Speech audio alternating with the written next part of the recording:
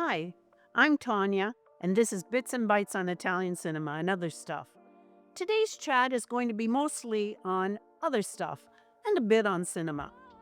Over the years, there have been quite a few films that have told of the long journey towards the unification of Italy, that is, of the Risorgimento. Today, we're having, folks, a history lesson.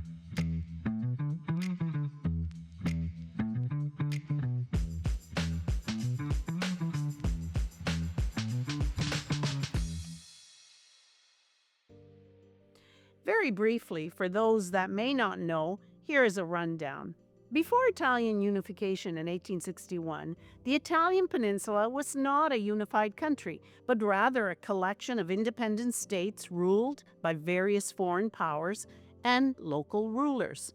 These included the Kingdom of Sardinia, with the Savoy family, who were the monarchs, the Kingdom of the Two Sicilies, the Papal States, and the Republic of Venice, among others. So, in the 19th century, an Italian movement began to take place that aimed to unify the fragmented Italian peninsula into a single nation state. It involved political, social, and cultural efforts to create a shared Italian identity and end foreign domination. This culminated in the establishment of the Kingdom of Italy in 1861. Prominent figures like Giuseppe Mazzini, Giuseppe Garibaldi, Camillo Benso di Cavour played crucial roles in the Risorgimento, using a combination of diplomacy, military action, and popular mobilization.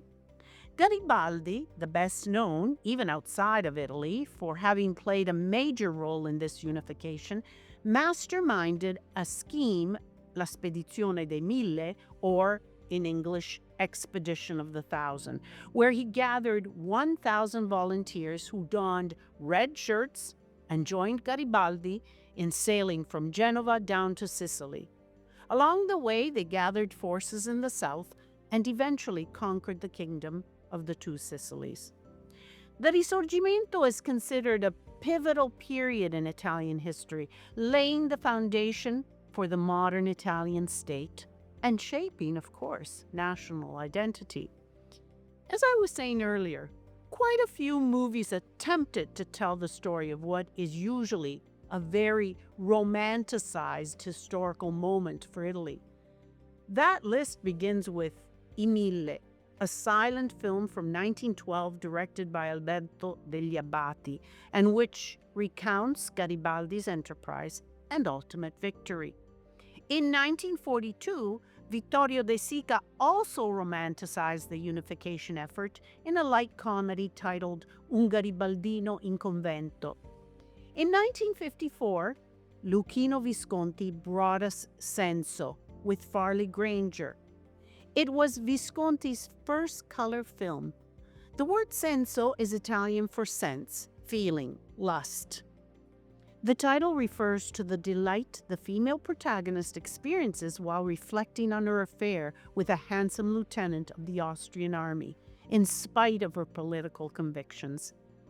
Then in 2008, the film was included on the Italian Ministry of Cultural Heritage's 100 Italian Films to be Saved, a list of 100 films that have changed the collective memory of the country between 1942 and 1978. For his work on this film, Visconti was nominated for the Golden Lion at the 15th Venice International Film Festival. Roger Ebert gave Senso 4 out of 4 stars and listed it as one of his great movies. Martin Scorsese listed it in his 85 films you need to see to know anything about film. Many have been the cinematic historical accounts of a war that was both hard-fought and hard-won to expel the intruder and unify a country. Perhaps the most notable was the 2010 film about the Risorgimento, Noi ci credevamo, by Mario Martone, with Luigi Locascio, which tells a story of 3 young men who decide to join Giuseppe Mazzini's Giovine Italia and fight for an ideal. The most recent entry is L'Abbaglio, The Illusion, the Blunder, a film by Roberto Andò being presented at the 2025 ICFF Festival. Andò tells the story of the historical figure of Colonel Orsini and the fictitious figures, two coarse peasants, Domenico Tricot and Rosario Spitale, during the expedition of the Thousand, led by the hero of the Italian unification, Giuseppe Garibaldi.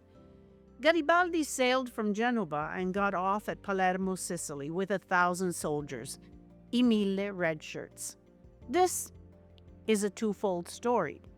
It centers on Colonel Orsini, played by Tony Servillo, a historical figure who led a decoy outing in the Italian hinterland to pave the way for Garibaldi's conquest of Palermo.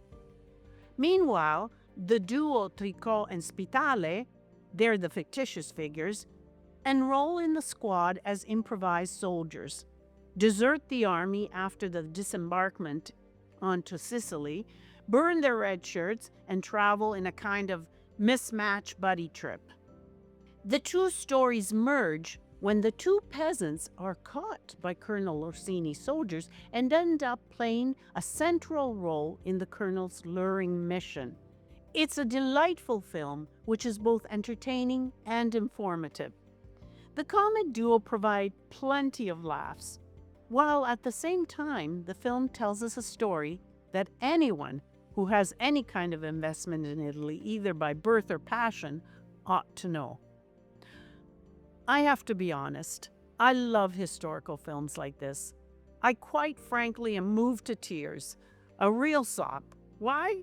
Because I am unashamedly patriotic as an Italian. The idea that wars and battles were fought to liberate a broken country controlled by various dominions stirs in me that national pride.